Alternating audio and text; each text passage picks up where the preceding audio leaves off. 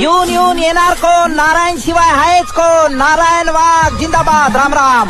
हा राम राम. नारायण वाघलाच मत द्यायचं काका. हा, ते पाहू. हा.